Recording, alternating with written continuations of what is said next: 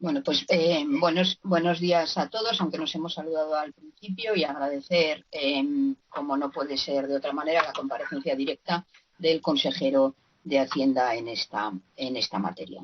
Sumarnos también a los, al agradecimiento a los empleados públicos y también, evidentemente, a las condolencias hacia los familiares y las víctimas del COVID-19.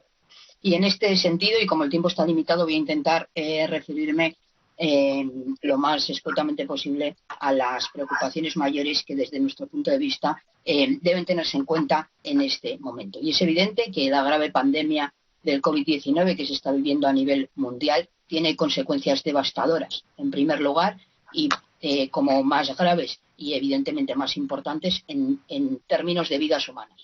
Ya son más de 20.000 fallecidos en nuestro país y muchos más a nivel mundial. Esta es, por lo tanto, la primera prioridad: combatir la crisis sanitaria que deriva en muertes y fallecimientos, como decía, y en importante pérdida de vidas humanas. Pero también es evidente reconocer que esto supone también unas consecuencias también muy graves en términos de vidas humanas o de dolor humano para la economía mundial en su conjunto.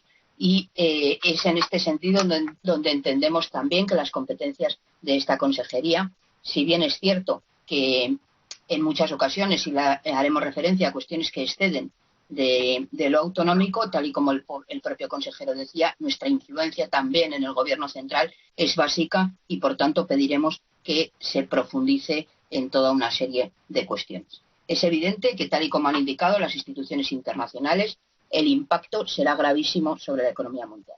Ya el Fondo Monetario Internacional dice que será la peor crisis que se ha vivido en último o en casi un siglo. Sobre el crecimiento económico global, nos encontraremos con un crecimiento negativo y que solo se recuperará parcialmente en el 2021. Por tanto, podemos estar hablando de que son las peores consecuencias económicas desde la Gran Depresión. Ya por eso, y en este sentido, la Comisión Europea, el 20 de marzo, suspendió la aplicación del Pacto de Estabilidad y Crecimiento, abriendo así la puerta a que los gobiernos nacionales puedan elevar su gasto público en primer lugar, para combatir la propagación del coronavirus y también para mitigar sus consecuencias económicas. Así, ya incluso la máxima representante, ¿no?, Ursula von der Leyen, ya plantea que es necesario incrementar el gasto público para atajar esta crisis del COVID-19 y también flexibiliza las normas de Estado para permitir inyectar dinero a empresas que tengan graves problemas de liquidez. Y en ese sentido, pues ya el Eurogrupo, el pasado 9 de abril, reconoce esa contracción europea y permite e incluso recomienda un incremento del gasto fiscal en tres líneas fundamentales: para la contención y el tratamiento, evidentemente, de la crisis sanitaria, de la propagación del virus, también para el apoyo de liquidez para las empresas y para apoyo a los trabajadores que se puedan ver desprotegidos en esta situación, manteniendo así también la cobertura social que en la Unión Europea, si bien se viene recortando en los últimos años, debe mantenerse como prioridad máxime en esta situación de crisis, profundizando también en la idea que desde el Gobierno central y también desde el Gobierno de La Rioja, y apoyado por los partidos que estamos representados en el Parlamento, consideramos que es básico y fundamental seguir con la estrategia de no dejar a nadie atrás. Y no dejar a nadie atrás, evidentemente, como prioridad debe ser invertir todo lo necesario para combatir el virus, pero también dar lo necesario para garantizar que todos los ciudadanos, en una situación de confinamiento, en una situación que efectivamente también agradecemos, de responsabilidad en su mayoría, que siguen en sus casas, tengan lo necesario para subsistir y cubrir sus necesidades básicas. En ese sentido, desgraciadamente, esta suspensión de las normas europeas o esta flexibilización de las mismas no han sido trasladadas a nuestro país.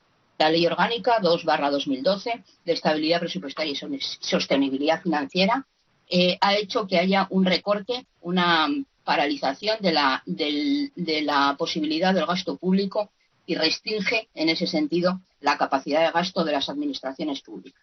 Esto no es compatible con la actual situación de emergencia y, en concreto, es necesario que eliminemos la denominada regla de gasto que se encuentra recogida en esa normativa. Y, en ese sentido, vincula también a las corporaciones locales que se encuentran obligadas a no gastar ese superávit en las necesidades sociales que cada día son más imperiosas.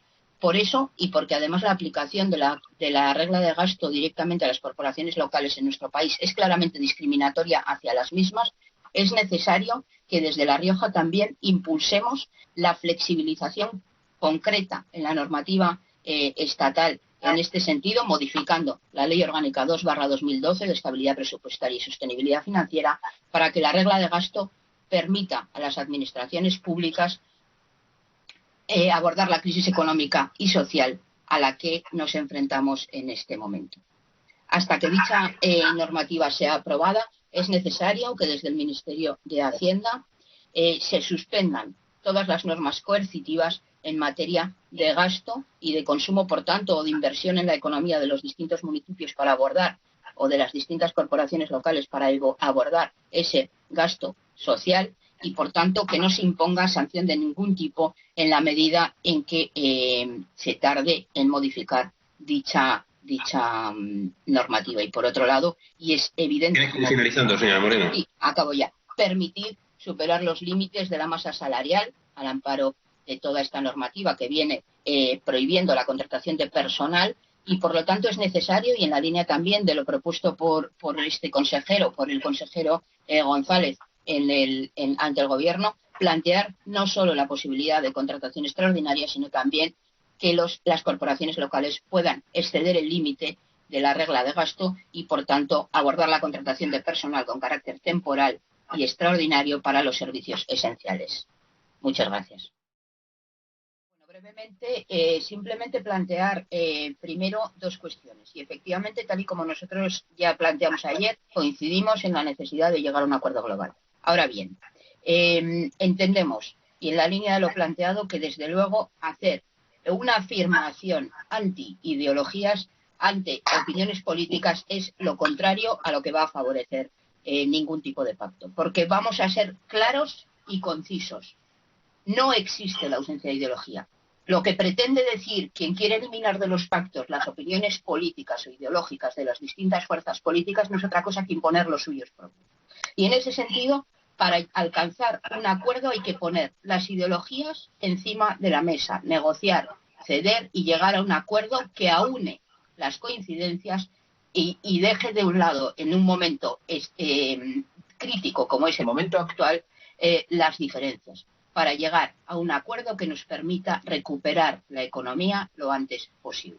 Y en este sentido, por ejemplo, no podemos coincidir con lo que manifestaba el portavoz del Partido Popular con la petición de una reducción, y también se intuía de la intervención del señor Baena, con la generalizada reducción de los impuestos. Creo que conocen sobradamente cuál es la fórmula de aplicación de los impuestos. No se tributa sobre pérdidas, solo se tributa sobre beneficios. Luego no es necesario en este momento hacer una bajada generalizada de impuestos, sino incentivar, inyectar dinero en la economía para ayudar a todas esas empresas y sobre todo a autónomos que están pasando por una difícil situación. También es fundamental y necesario apoyar a todos esos trabajadores que han visto en los últimos tiempos cómo han perdido sus puestos de trabajo, e incentivar también todo lo que se incentive a empresas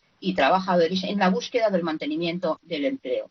Creo que va a haber que abordar una revolución integral del mercado laboral también. Es evidente que el aumento de la productividad debe también ponerse a disposición y en beneficio de la sociedad en su conjunto, y para eso seguramente tendremos que abordar en los próximos tiempos, y para eso será necesario un pacto global, una reducción del tiempo de trabajo que permita un reparto del trabajo para garantizar que accedemos todos al empleo. Y ahí nos tendrán, en buscar las salidas comunes para garantizar que no dejamos a nadie atrás, que invertimos en la economía para salir todos juntos de la crisis. Y salir todos juntos de la crisis quiere decir, y reitero, no dejar a nadie atrás. Y para eso necesitamos recursos. necesitamos dinero. Y por eso creemos que la manera oportuna es que el Estado, las administraciones públicas en su conjunto intervengan en la economía, inyecten el dinero que hace falta para tener los recursos necesarios para abordar las situaciones sociales y sanitarias tan graves que estamos viviendo y que vamos a seguir viviendo en los próximos meses. Señor González, no me ha contestado tampoco a la postura que a mí me parece fundamental en este momento. Las corporaciones locales son básicas. Hay que derogar, hay que echar atrás la ley de gasto. Hay dinero en las administraciones locales y es un dinero que no se está permitiendo invertir en gasto social de sus municipios, a pesar de que tienen la necesidad imperiosa de contratar personal para hacer esa ayuda a sus ciudadanos, y como administración más cercana al ciudadano así se lo exigen, y es necesario, por tanto, derogar esa ley de gasto que ahora parece ser que el Partido Popular apoya, a pesar de haber sido el que la impuso. Es verdad que con la connivencia del Partido Socialista en aquel momento, pero afortunadamente han evolucionado hacia posturas económicas más intervencionistas y que nosotros compartimos más. Señor Baena, el liberalismo también es una opción ideológica, ni más ni menos lícita que la de otras fórmulas económicas, pero no pretenda imponer su ideología a costa de no negociar en absoluto ni de pretender vendernos verdades absolutas. Creo que ustedes están intentando combatir esta crisis, igual que lo está haciendo Izquierda Unida, igual que lo está intentando hacer el Gobierno, igual que lo está intentando hacer Unidas Podemos, igual que lo está intentando hacer seguramente el Partido Popular. No pretendan vendernos sus verdades absolutas como las únicas posibles, porque eso echará abajo ese pacto que estoy segura que realmente ustedes quieren también buscar. Busquemos un pacto que garantice que salimos lo más fuerte posible, que no dejamos a ninguna parte de la sociedad al margen y que atendemos todas las necesidades sanitarias, sociales y económicas para intentar superar esta crisis lo antes posible, pero con todos unidos y con los menores daños posibles. Muchas gracias.